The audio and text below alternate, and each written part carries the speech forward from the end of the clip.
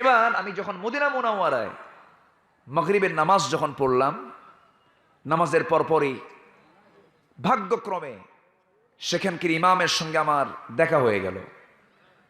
আল মুহসিনুল কাসিম, কথা বললাম, সৌজন্য কিছু কথা বলতেই হঠাৎ করে তিনি আমাকে একটা প্রশ্ন করে বসলেন যে আপনার দেশের মুফাসসিরে কোরআন শেখ তিনি কেমন আছেন।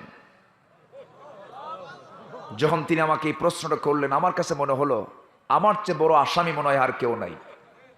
আমি মাথা নিচু করে চুপ মেরে বসে আছি। আমি কি জবাবটা দেব? আমার জবাবের কোনো ভাষা নাই। তিনি তো সেই দেশের কোনো নাগরিক না, তিনি তো আরবে জন্মগ্রহণ করেননি, অথচ তিনি কেন এই প্রশ্ন করলেন?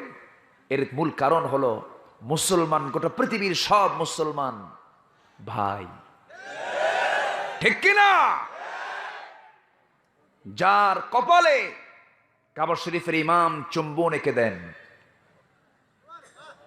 বর্তমান দুনিয়ার সবচেয়ে জনপ্রিয় দুজন ব্যক্তি, একজন হচ্ছেন মিশরের ডক্টর ইউসুফ আল কারজাফি, আরেকজন হচ্ছেন বাংলাদেশের মুফাসসিরে কোরআন।